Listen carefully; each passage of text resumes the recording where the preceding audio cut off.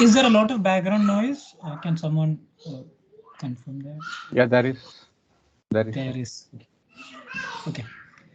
My brother and kids came alone, so unexpected visit. So No problem, sir. just give me a second. Morning it was there, but it was very distant. Ah, that was my son alone. Now Okay. he Okay. has his cousin as well. So Okay. you can imagine the. Correct. Just switch on the headphones. Let me try this.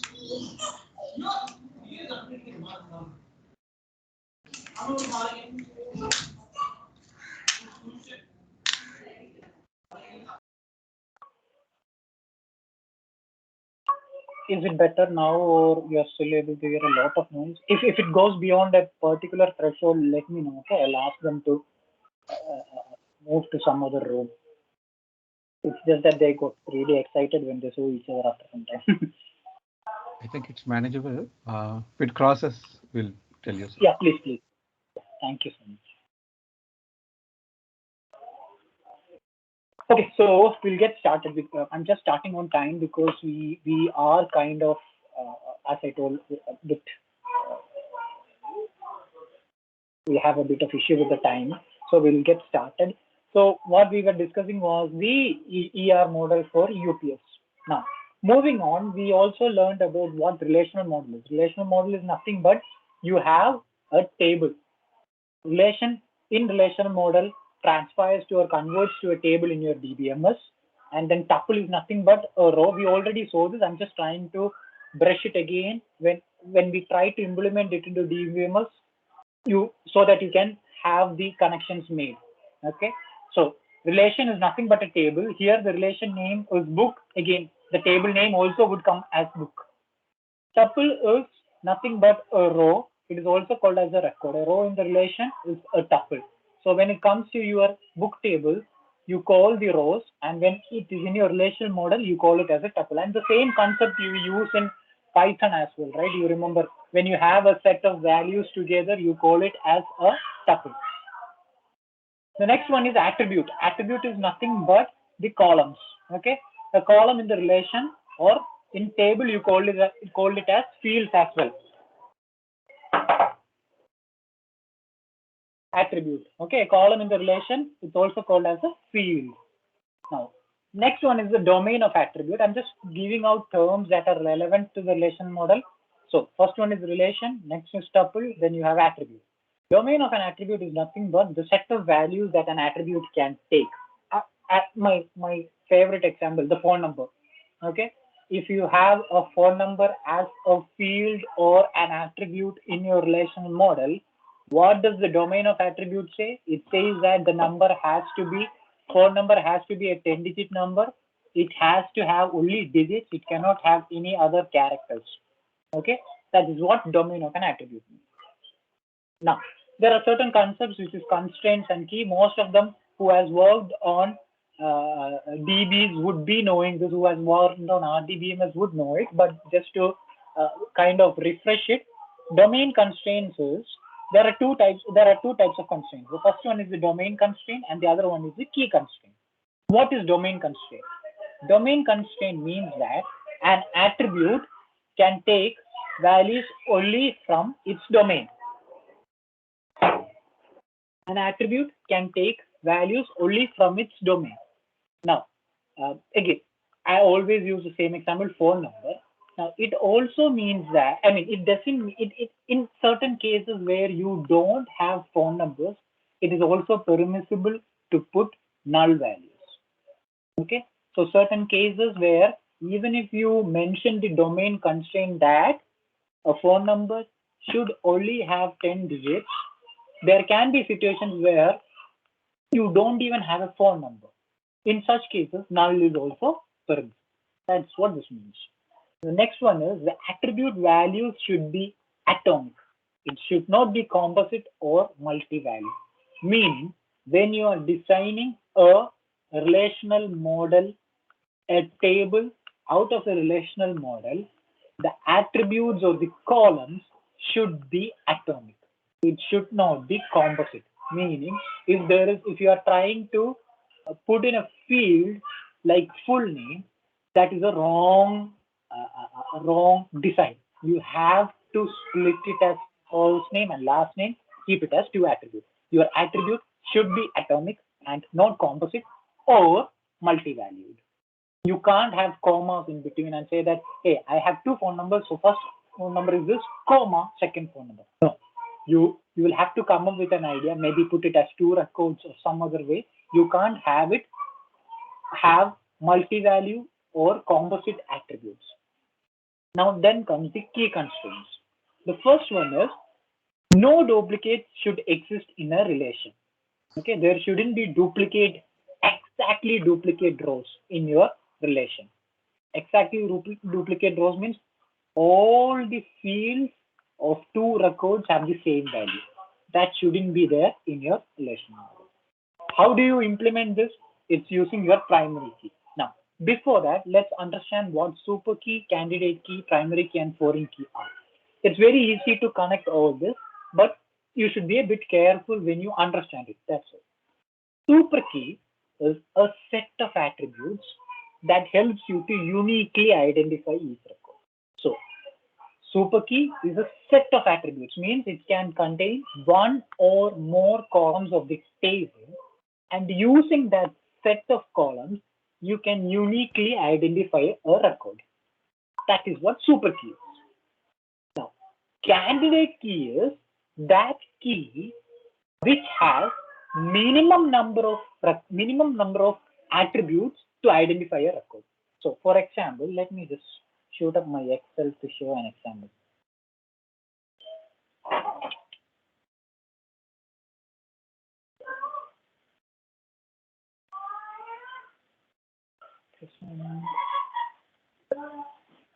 So let's say that I have a student table where you have student name,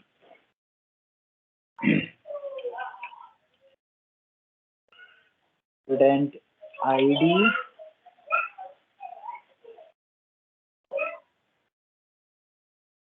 department. I'm just giving an example, okay, here. So let's put the name of Vijesh, student ID 1, department TSC. Okay. Now, what is super key? Super key helps you to uniquely identify a record. Vijesh, student ID 2, department ECE. So, a combination of student name and student ID helps you to uniquely identify a record. Correct? A combination of student ID alone uniquely identifies a record. A combination of student name, student ID, department helps you to uniquely identify a record. But a combination of department, student name will not help you to uniquely identify a record. Correct? So the super keys here are a combination of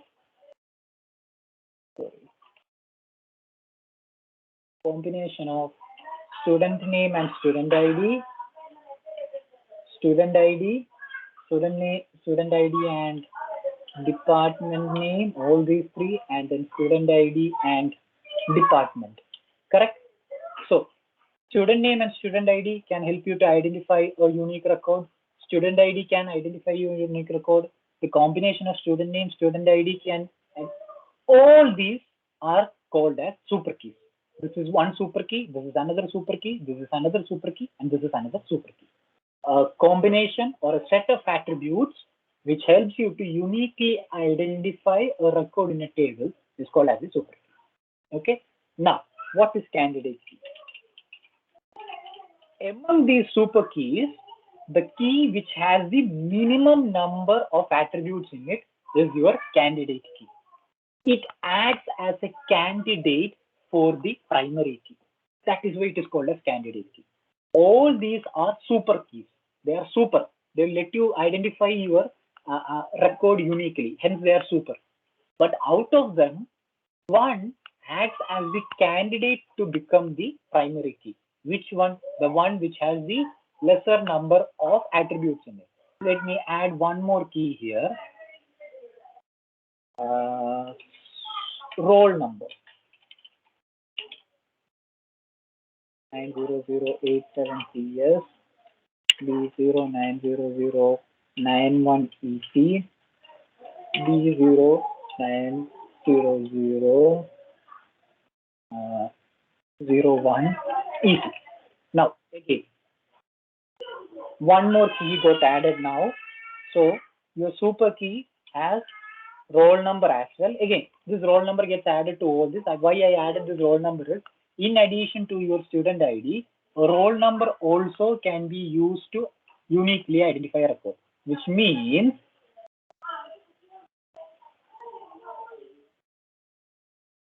your super keys are this and your candidate keys are this, which means that any one of this can, both of these keys are candidates to become a super key. Okay, that is what candidate key is. How do you know which is a candidate key? You look into the super keys, you find out the ones which has the minimum number of attributes. What is super key? You look into your table, you select all those attributes, all those combination of attributes which helps you to uniquely identify a record. Now, what is the primary key? Primary key is that key which you or the DB admin chooses out of the candidate key to make as the primary key. It can be either student ID or roll number. Anyone can be chosen. It's up to you. So let's say you choose student ID. Then your primary key is student ID, etc. etc. I can also make roll number as the. So super keys, from there you select the candidate key, from there you select the primary. Now, if in scenario, that most of the cases, you won't be having two super keys with more than one attribute. I mean, with minimum number of attributes. Usually it will be like this. And so it will be an obvious choice that your primary key is student ID. All good with this? Super key helps you to uniquely identify all the attributes, all the different set of attributes that help you to identify the record uniquely. From there, you find out the ones which has the minimum number of attributes. Those becomes your candidate keys for primary key.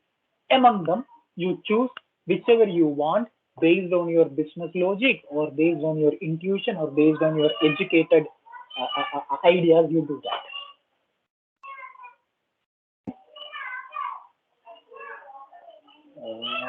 Stop sharing. Let me go back to PPT. Okay. Now, this is what your super key. I hope you are seeing my my PPT right now. You are seeing. We saw what is. Yeah, you saw what is super key. You saw what is candidate key. You saw what is primary key. Now, the next one is foreign key.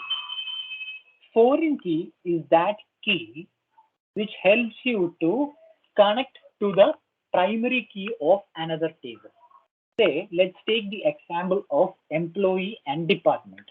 Okay, your employee table will have employee ID, employee name, department ID, etc. Your department table has department ID and department name. So the department ID of the employee table is a foreign key which references to the primary key of the department table. All good? I think this is very, very familiar thing to you, right? Now, there is one more key which is called as the alternate key. Alternate key is nothing but all those keys, alternate key is nothing but all those keys other than the primary key. So here, for example, when we had roll number also, you chose student ID as your primary key.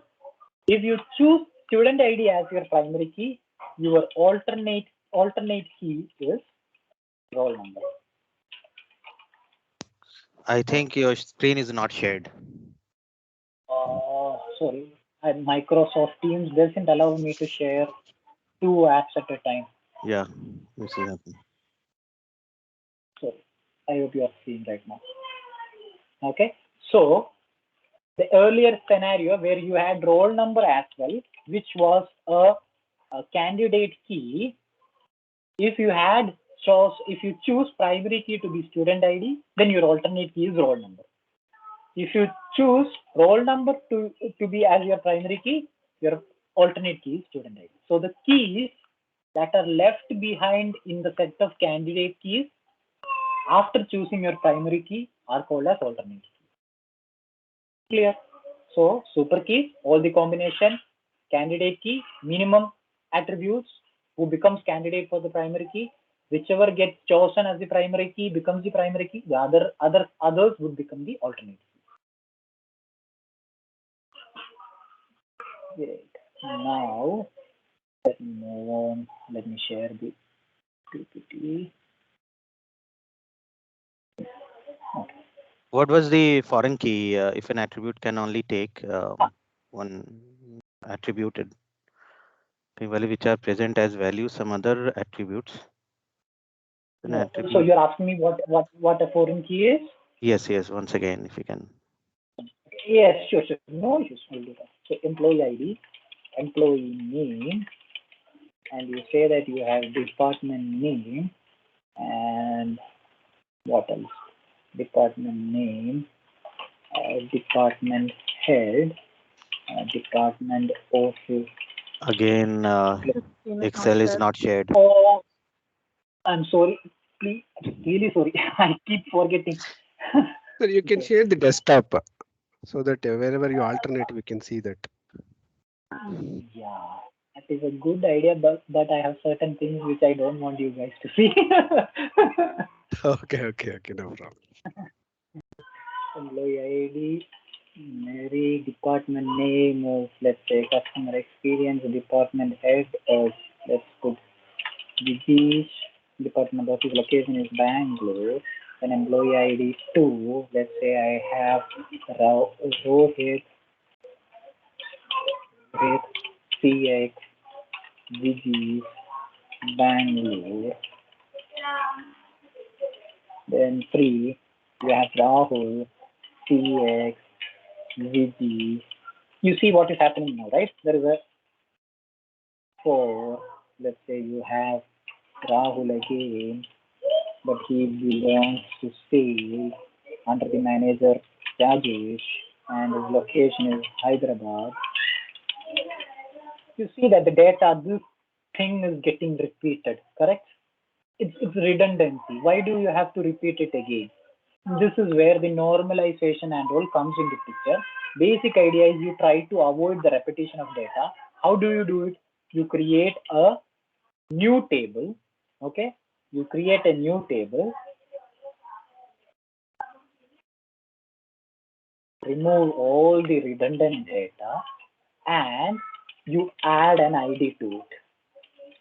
You say that department ID belongs to CX, department ID 2 belongs to sales. Now what you will do, you will bring this department ID here, add 1, 1, 1 and 2 here. Understood? So that you are not repeating a set of attributes again, thereby you are not you are trying to save the space and performance, etc. And this is what is called as normalization. There are many levels to it. It is covered under data warehousing. It's out of our purview right now. But again, which is the primary key here? Your department ID, right? This department ID can uniquely identify a record here. Am I right? So this is the primary key here.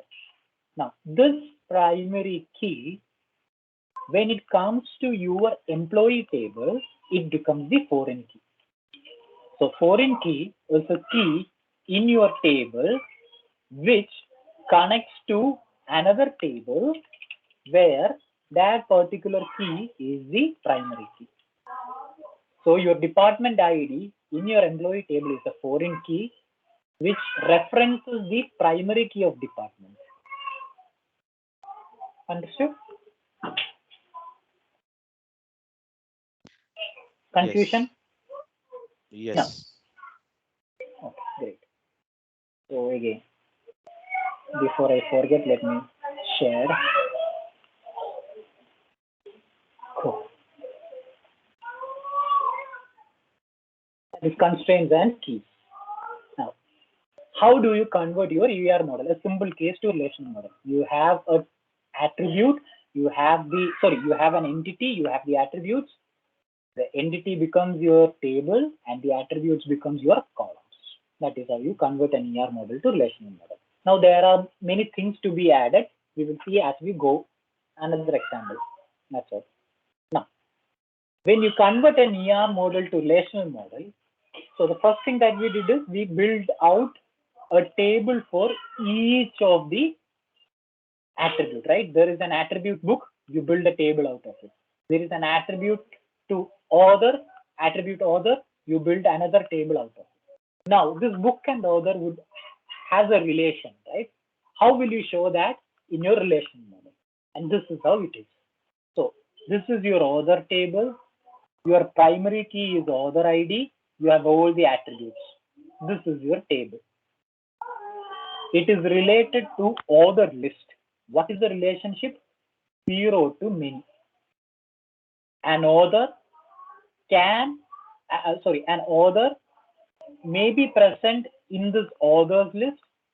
He might have multiple books written or 0 books written.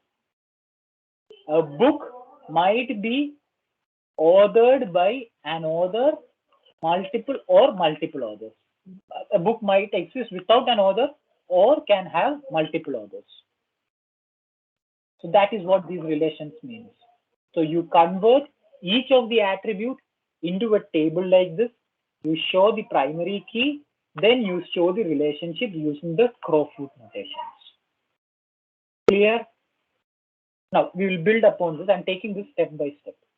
Okay. Now this is how you convert the ER model to relational model. Now when we were learning entity relationship model, we learned about composite. We learned about multi-valued keys, composite keys. Then we also learned about primary key, etc. Right? But when we were seeing the when we were seeing the ER model, we didn't represent that. Now let's see how we will represent all these in the ER model. If an attribute has a primary key, the primary key will have an underscore like this. It will be underlined like this. This means that for the for the entity employee, attribute employee ID is the primary key that uniquely identifies a record. So when you convert this employee into relational model table, your primary key is employee ID. Okay. Now, if you have multi-valued attributes, then if you have multi-valued attributes, then it comes in double over. If you have composite attributes, what is multi-valued? It can have more than one value, which means that you can have contact numbers, a phone number, or a mail ID, etc. If you have 2 values that can come for an attribute, it's called multi-valued. If you see 2 oval shapes, that means it's multi-valued. If you see an underline, that is a primary key. If you see 2 oval shapes, that is multi-valued. If it's a composite attribute, your attribute gets split into 2 again like this. First name, last name. This is how you represent multi-valued, composite, and primary key in your ER model. Great. Moving on. We are going to revisit the types of constraints. What is the impact of these constraints when you build a table out of it? The first one is the domain constraint. We learned, right? The attribute can take only value from its domain, and you can use null as and when required. The next one is the attribute value should be atomic, not composite or multi-valued. So you see here, right? When this employee table is built out of this ER model as a relational model table, your employee should contain first name and last name as the attributes. It shouldn't have employee name as the attribute, because your domain constraint says that the attribute values should be atomic. Clear? So that is how you convert an ER model to a relational model and eventually implement it as a table. So what does your domain constraint say? It says that the value should only be from the domain, and you can also use null. The attribute should be atomic. It shouldn't be composite or multi-valued. That is what domain constraints. Next comes the key constraints. What does key constraint mean here is there shouldn't be duplicate tuples in a relation. Basically, there shouldn't be duplicate records in a relation. There should be at least one attribute that differentiates a record from the other record. There should be at least one attribute that differentiates a record from the other record. And for that, you need a primary key, which is your second point. Every table should definitely have at least one primary key. And with the help of that primary key, you will be able to differentiate one record from the other record. And if all the values are same, then it's a duplicate record. That duplicate record, one of the duplicate or only one among those duplicate records should exist in your table. Clear? Next one is the entity integrity constraint, which is nothing but your primary key should not have null values. What is the meaning of null? Null means it's unknown, right? You don't know it. It doesn't mean that it's not available. It means that it's unknown to you. That is what null means. Null has a total different meaning from nothing. Null means it's unknown to you. It doesn't mean that it's not available or it's nothing, it's empty. It's something that is unknown to you. So when a primary key has null value, it tends to take every value as that unknown value, and hence primary key should not have null values. Your primary key should never have null value. Every table should have at least one primary key. And again, one more point to add, your primary key can be a combination of attributes. Okay. So for example, again, I'll share, before I forget, I'll share. Where is my Excel? So let's say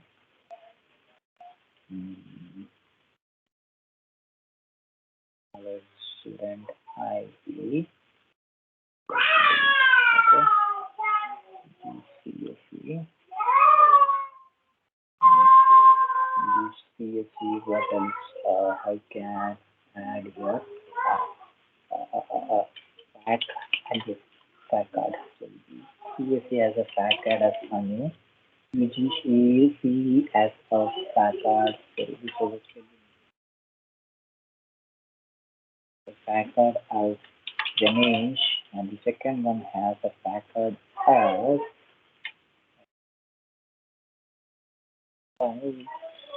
Amitabh. How will you uniquely identify a record here? Student name and fact card, correct?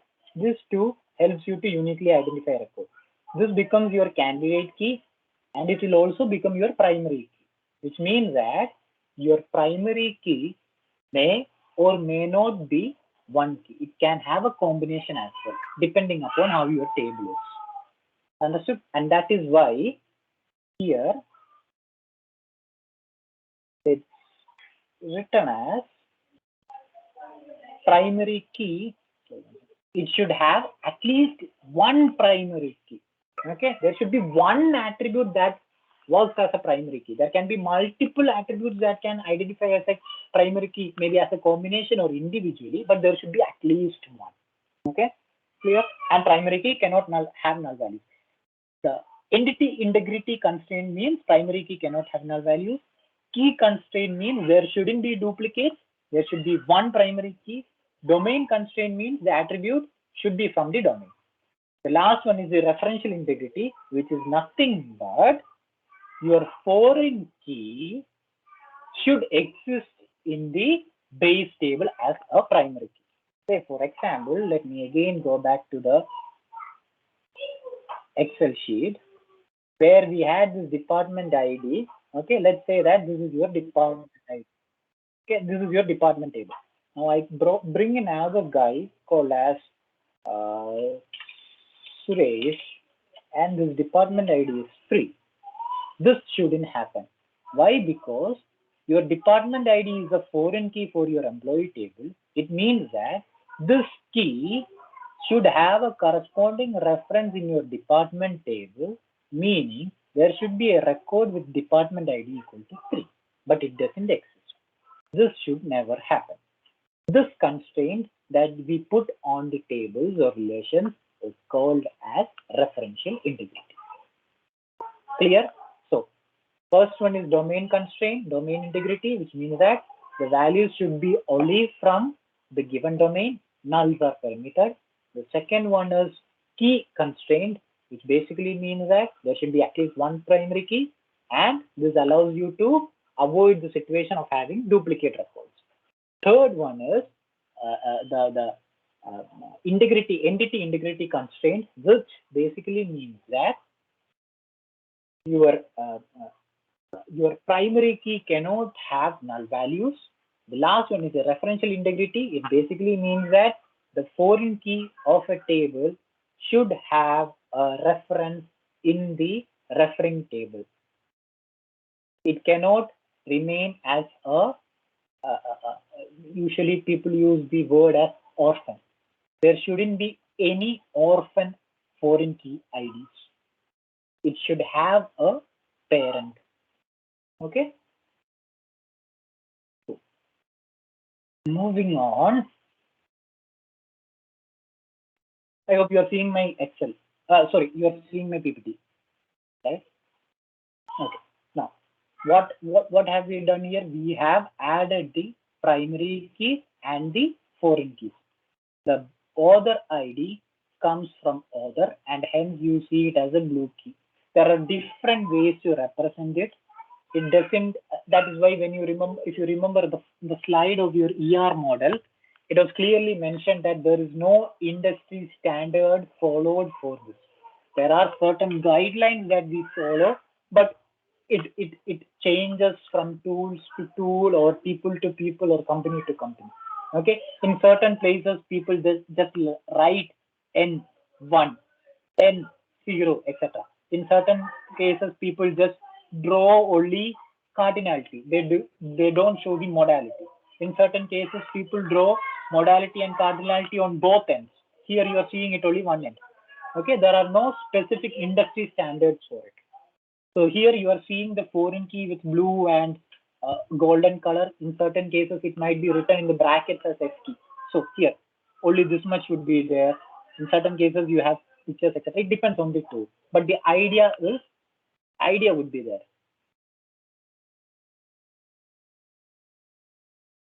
Constraint violations. Let's see, whenever you do an operation, what are the different constraints that might get violated? So you have built a table, you have built a set of tables, you have defined the foreign keys, you have defined the primary keys, everything is done. Now, when you insert a record to a table, what are the different constraints that might get violated? Can you tell me which are the ones that might get violated? Out of these four constraints, which all might get violated when you try to insert a record? If you're trying to insert a wrong record in the wrong way, which of these four constraints can get violated or may get violated? Anyone? Referential for sure get violated. And if we have, if we have like primary key already defined, then we will not have the issue with the third one and also with the second one. Domain, yes, that can also violate sometimes. Okay. So again, let me just share the screen. Let's say that this is your table, okay, employee table, okay. Which is your, I also have an employee ID. Let's put it as 1, 2, 3, 4. Okay. Now, everything is correct here, right? Your employee ID is the primary key of this one. Your department ID is the foreign key. Your department ID is the primary key. Everything looks good, correct? Now, what if I try to insert null Rahul and department ID too? I can try to insert it, right? Definitely I can try to insert it. And that is where your RDBMS, that software which manages your DB, throws an error telling that hey, there is a violation that is happening. What is that violation? It is, what is that violation? Primary key. Entity integrity violation. You are trying to insert a null value for a primary key. So when you insert, you can have an entity integrity violation, correct? Now, next one. So entity integrity we covered. Domain. I'm trying to insert employee ID A, employee name 939456, department ID F. This is domain constraint, correct? Domain violation. Am I right? Because A is not what the employee ID is. Employee ID is an integer. You're trying to insert a character to it. So it's coming out of the domain. So that is a issue here. So you can, while you do insert, you can violate the domain constraint. So you saw domain constraint getting violated, entity integrity getting violated. Now, see, I know your doubt would be, hey, I can't insert this record. That is because the RDBMS software sitting on top continuously checks for this, and that is why it throws you an error. Correct? Those integrity checks are implemented in your software. So when you go to Oracle and try to insert this, it throws you an error telling that this constraint is violated. That is the benefit of RDBMS. So that is the plus point of RDBMS, that RDBMS checks all this. It manages it for you. Okay, but you can try to insert it. When you try to insert it, if it violates, then RDBMS throws you an error. Hope it's clear that there is no confusion. So when you insert, you might violate the domain constraint, you might violate entity integrity, then you can violate foreign key, because we saw already an example, right? I put in 5, I put in Rahul again, and if I give a department ID 3, it's a foreign key violation. That is referential integrity violation. And then the last one is your key constraint.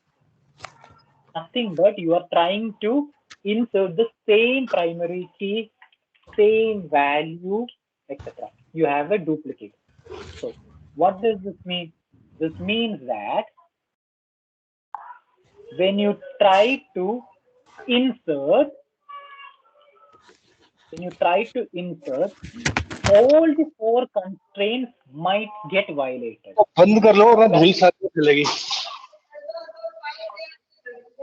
Yeah. So I don't know Hindi. I hope you are not. Okay. I hope it was not a quiz. Anyway, insert. There are all these 4 constraints that might get violated when you insert a record. You understood this, right? It can get violated. Who protects it from not getting violated? Your RDBMS, that software, your Oracle software, or your DBWare, or your MySQL Workbench. That is that software that helps you to protect and insert statement from violating this. Clear? So when you insert, all the 4 constraints can get violated.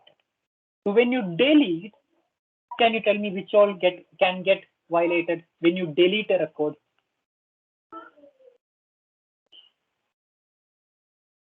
When you delete a record, among these 4 constraints, referential for sure.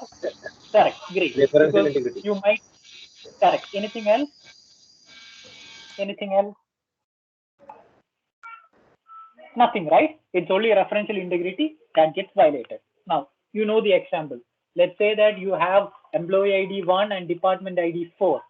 You go to the department ID and you delete department ID 4, then you will have an orphan record in your employee table, correct?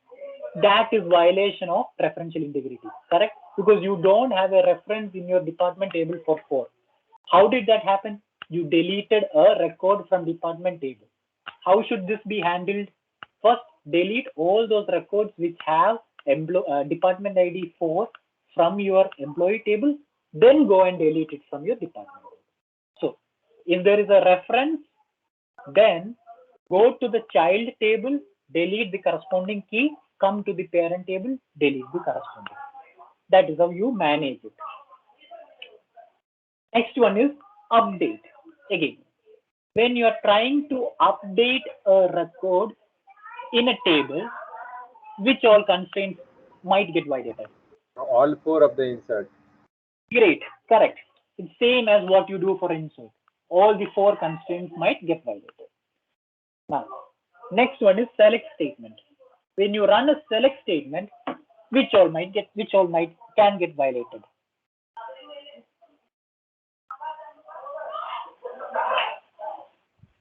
Nothing. Anyone? Nothing. We are just Correct. Nothing. It's just a select statement.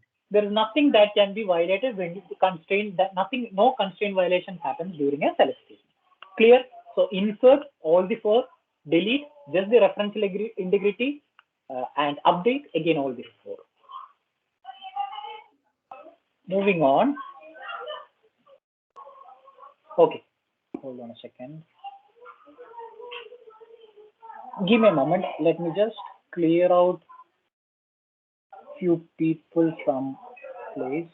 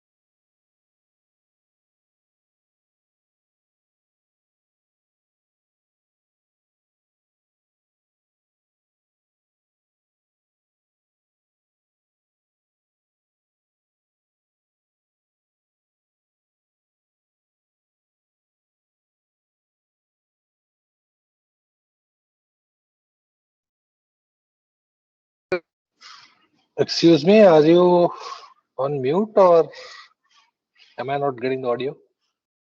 Yeah, I was on mute actually. I mean, Okay, I was fine, trying thank to you. clear off the background noise from my place. Sorry. I know it was getting disturbing. I mean, it was disturbing for few of them. Sorry, apologize for that. I'll just clear off right now. I hope it's clear now. There is no background noise now. Can anyone confirm? Yeah. It's good. Yeah. It's good. Great. Okay. Now, so let me reshare this.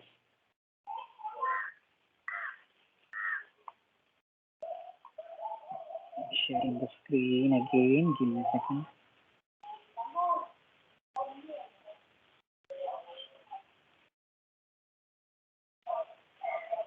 Let me know when you can see the screen.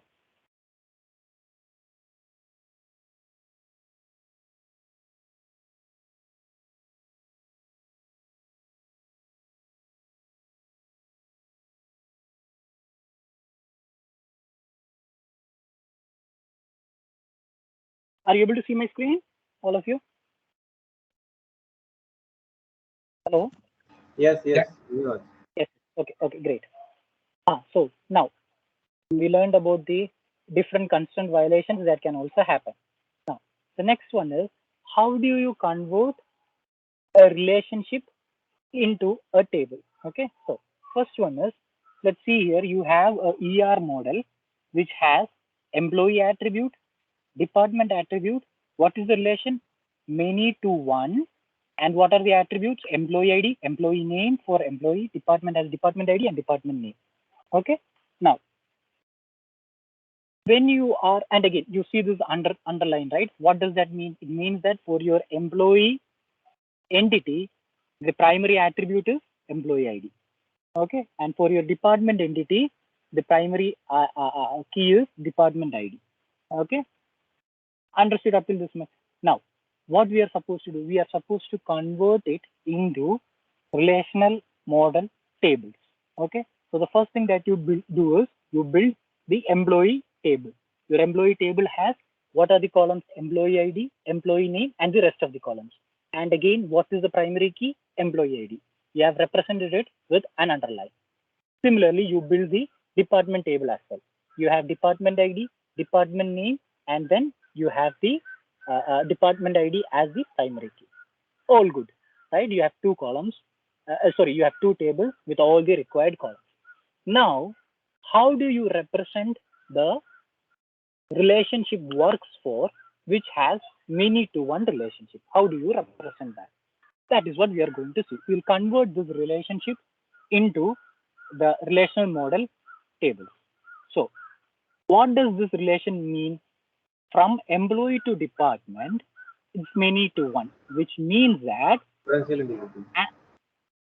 an employee can be part of only one department, and a department can have n employees, correct? An employee can be part of only one department, and an employee can be part of only one department, and a department can have n employees. That is what this means, correct? Now, let's see where we will add the foreign key. Okay, let's try to see where we will add the foreign key. Let's first add it in department ID. So, what does the relation say? It says that an employee can be part of one department only, which means that employee ID 1001 Bob can be part of either department ID 1 or department ID 2, correct? Because he can be part of only one. It is a many to one relationship, correct? Clear up till this much? All same is the case for Sam. He can be of department 1 or department 2. All good up till this much? Yes. Okay.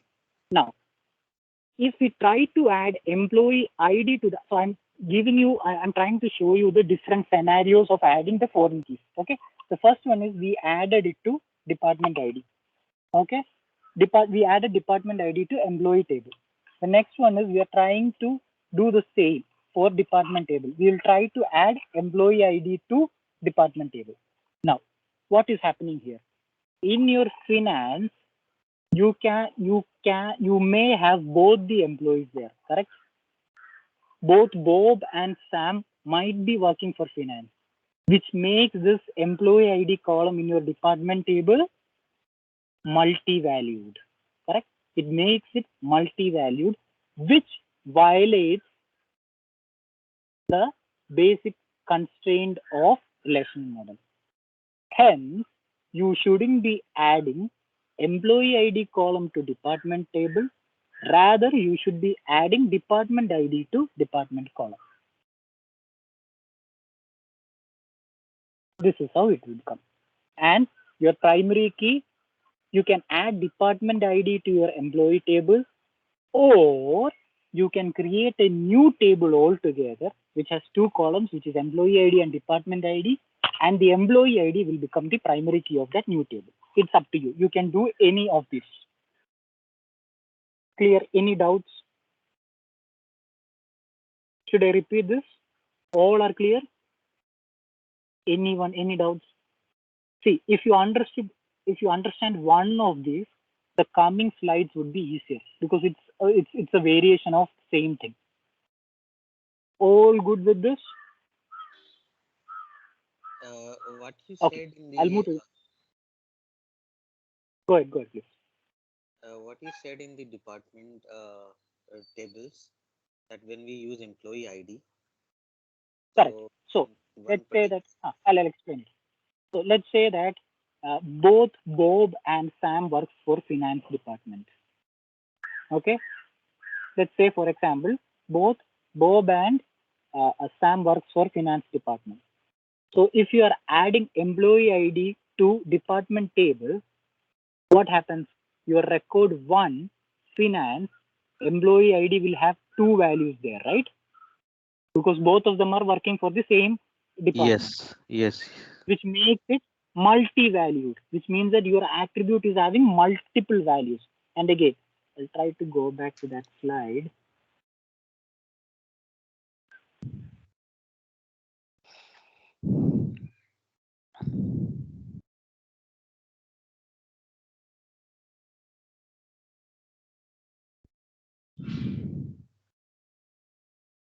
What does domain constraint say for relational model?